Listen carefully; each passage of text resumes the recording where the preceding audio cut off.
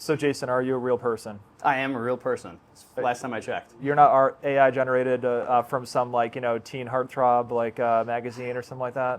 Not yet. Yeah. So let's see what the future holds. But as of right now, I'm a real person. Yeah. So, yeah. So I'm really excited to have you on in terms of the case study because there's people that I give this offer to, right, to join Go Bigger Sooner, my offer is that I'll help you land your first larger commercial deal. It's going to add $300,000 to your net worth minimum, $30,000 a year in cash flow minimum in 1 year or less. So I'll continue working with you at no extra charge until you accomplish that. Well, we've been working together for 2.5 years. All right. 2.5 years. So, and you just had a major milestone breakthrough just recently. So, it took you 2.5 years to land this first deal, and I kind of wanted to bring you on and pick on you to really communicate to people out there. They're like, what happens after 1 year? Why did it take more than 1 year? Like, can you kind of tell me about that? Yeah. So part of the reason it took more than 1 year is my own doing. As you know, I quit my W-2 to start my own company, and that's a whole nother story, different interview. But in order to really go all in on trying to do my own business, I had to set some things down for a time. Mm-hmm. And I will expound on that in a little bit because I think that there's a difference between setting something down or deprioritizing it versus just giving up, right? Mm-hmm. Because that I did not do, right? I still maintain some of those motions, just not to the same extent that I could. But that's a big reason why it took so long, was just because I had to shift my priorities elsewhere. Mm-hmm. And now that I've had time to come back to that and pick things back up in earnest, mm-hmm. things are exactly where I wanted them to be. Yeah. Yeah. Yeah, absolutely. And at any point in time, did you feel like I gave up on you? Never. Okay. No. In fact, I'm pretty sure if we were to look at phone records or emails or whatever, there were plenty of times when I called you and picked right up. So mm-hmm. Yeah, usually on the first ring. Definitely. Yeah. So let's back up a little bit. Let's talk about kind of like your state or condition before you made the leap into the Go Bigger Sooner program. Tell me about that. Yeah. So I think I was a little bit different than maybe some of the other people in the group in that I never owned, 30, 40, 50 doors. I was never doing, a high volume of deals. I had a couple properties and had kind of picked up on what you were, preaching very early on in my real estate journey. I've only been in real estate since 2019. Mm-hmm. Which I guess now that I say that, it sounds like a long time, but in reality, I think it's still a fairly short amount of time. So I think I was fortunate to come across you and what you were, teaching fairly early on. Mm-hmm. So a couple units, some Airbnbs, some long-term, tenants, things like that, but not a high volume. Mm-hmm. Yeah, I mean that's the one thing is okay, so you have two properties. So if somebody has two properties, do you think that they're ready to go bigger sooner? What answer do you want? Honestly, I think it comes down to more the mindset personally than just how much experience do you have or what your property holdings look like, right? Maybe on paper you might argue like, hey, I don't know if you're ready, mm-hmm. and I will readily say I didn't have as much experience. I didn't have as much exposure to the overall environment as some of my peers. Mm-hmm. But I think I had the right mindset, right? I was committed to it and I knew what I wanted to get out of it. So potentially, if you have two properties, maybe you're ready. I don't know. Case by case basis, I don't know. Yeah, contingent upon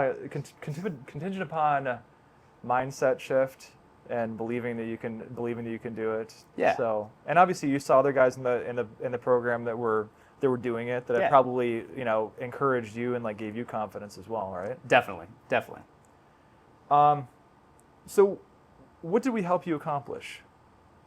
Well, very tangibly, on June 27th, I closed on a 10-unit commercial property. So mm-hmm. you absolutely helped with that. But I think beyond that, the crash course education that I got was invaluable. Right, I read a lot of books. I know you do too.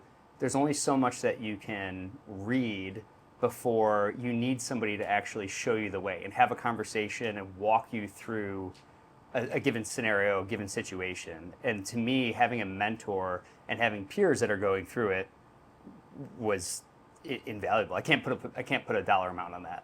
So Absolutely.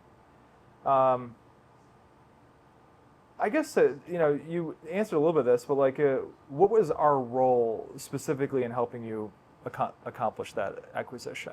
Like the whole ecosystem and package. yeah, it was everything. It was my lifeline. I'd say very early on, it felt like a curtain had fallen, or this aha moment where I was taught very specifically how these deals work and the difference between residential and commercial, and the language, the approach, the people you need to know. All that information was given to me in a way that, even with limited experience, I felt like I was on the inside all of a sudden, right? I felt like I was like, oh, okay, like I know things that other people don't, which was awesome.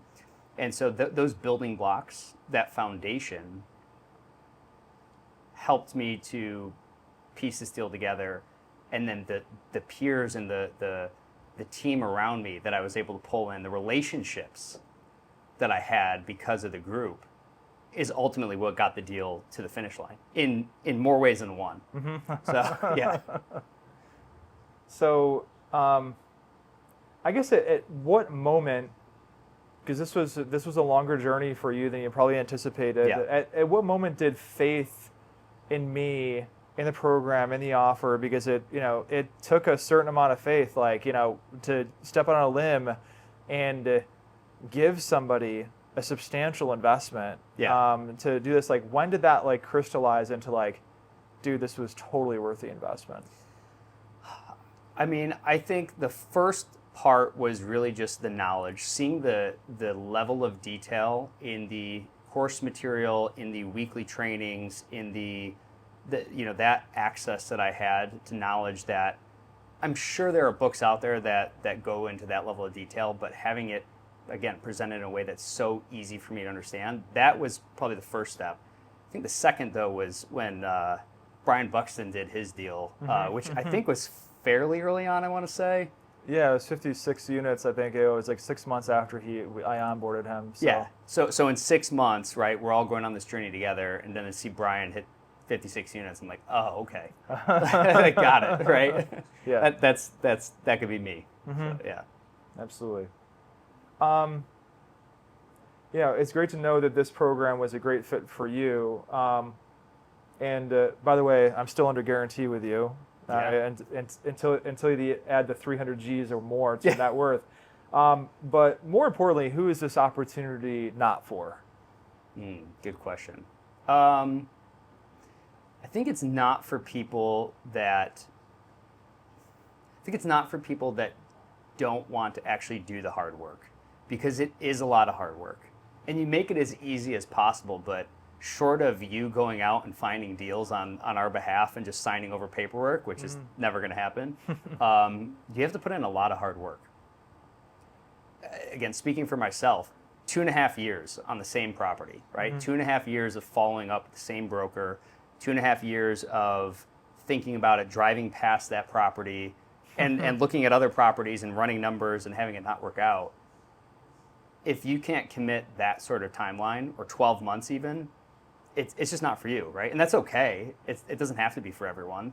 If you're looking for something truly passive, it's not for you.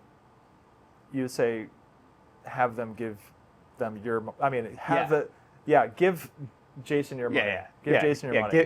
Give me your money. If you want truly passive, I'll take your money. I'll put it to work. Yeah. All right. So last question here.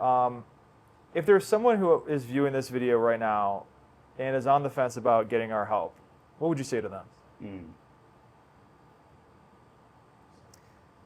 I would say, and this is probably something that I'm sure has been echoed multiple times, I would say take the leap of faith. It's, if you believe in yourself, if you're willing to bet on yourself, take the leap of faith because you have the support system, you have the knowledge. If you know you're going to put in the work and bet, and you want to bet on yourself, I would just make that bet all day long, right? You're not going to let us fail. The group's not going to let you fail, right? They're going to be there for you. So if you're willing to bet on yourself, that's really the only question, right? If you're on the fence, I get it. Mm-hmm. It's a big investment. It's a lot of money, a lot of time. The only thing that you should be asking yourself is, do you believe in yourself? Because if the answer is yes, then it's a no-brainer to me.